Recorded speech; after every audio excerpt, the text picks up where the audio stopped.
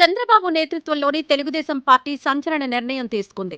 గతంలో ఎన్నడూ లేని విధంగా ఈసారి మహానాడు కడపలో నిర్వహించాలని నిర్ణయించింది. శుక్రవారం సీఎం చంద్రబాబు నివాసంలో సుదీర్ఘంగా సాగిన సమావేశంలో ఈ నిర్ణయం తీసుకుంది ఆ పార్టీ పొలిట్ బ్యూరో. జగన్ అడ్డాలోనే మహానాడు నిర్వహించాలన్న నిర్ణయం వెనుక పక్కా వ్యూహం ఉందని రాజకీయ విశ్లేషకులు అభిప్రాయపడుతున్నారు.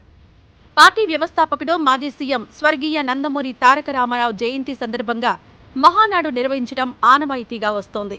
ఈసారి బ్రహ్మాండమైన మెజారిటీతో టీడీపీ అధికారంలోకి రావడంతో 2 రోజుల పాటు ఘనంగా టీడీపీ మహానాడు నిర్వహించనుంది. మే 27, 28 తేదీల్లో మహానాడు జరగనుంది. ఇటీవలి ఎన్నికల్లో కడప జిల్లాలోని 7 స్థానాల్లో తెలుగుదేశం కూటమి విజయం సాధించింది. గడిచిన 30 ఏళ్ల కాలంలో కడప జిల్లాలో ఇదే అత్యధికం. దీంతో ఈసారి కడపలోనే మహానాడు నిర్వహించాలని డిసైడ్ అయింది.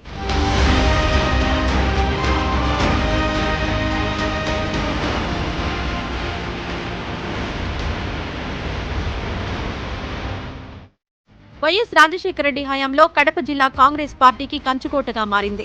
వైఎస్ఆర్ టైంలో కడప జిల్లాలో టీడీపీ 2 స్థానాలు గెలిస్తే మహా గొప్ప. ఇక వైఎస్ఆర్ మరణం తర్వాత జగన్ నేతృత్వంలోని వైఎస్ఆర్సీపీ సైతం మెజారిటీ స్థానాలు సాధించింది. అయితే జగన్ అధికారం చేపట్టాక పరిస్థితి మారిపోయింది. వైఎస్ వివేక హత్య తర్వాత ఫ్యామిలీలో విభేదాలు వచ్చాయి. జగన్ను సొంత చెల్లి, తల్లి విజయమ్మ దూరం పెట్టారు. దీంతో ఇటీవలి ఎన్నికల్లో సొంత జిల్లాలోనే జగన్కు ఎదురు గాలి వీచింది. రాయలసీమలోని 52 నియోజకవర్గాల్లో ఫ్యాన్ పార్టీ గెలిచింది 7 స్థానాలు మాత్రమే. వైసీపీని దెబ్బకొట్టడమే లక్ష్యంగా టీడీపీ పావులు కదుపుతోంది. కడపలోని వైసీపీని దెబ్బకొట్టే ఆ పార్టీ పునాదులు కదిలిపోతాయని టీడీపీ హైకమాండ్ భావిస్తోంది. దీంతో కడప జిల్లాలో ఉన్న సమస్యలపైన స్పెషల్ ఫోకస్ పెట్టింది.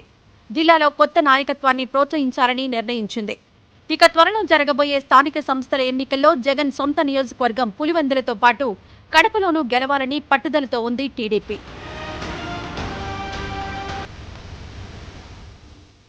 ఈ వీడియో నచ్చితే లైక్ చేయండి. అలాగే మా ఛానల్ ని ఫస్ట్ టైం కనుక చూస్తున్నట్టయితే ఇప్పుడే సబ్స్క్రైబ్ చేసుకుని పక్కనే ఉన్న గంట సింబల్ ని యాక్టివేట్ చేసుకోండి. అప్పుడే మేము పెట్టే ప్రతి వీడియో మీకు నోటిఫికేషన్ గా వస్తుంది. అలాగే ఈ వీడియో పూర్తిగా చూసినందుకు ధన్యవాదాలు.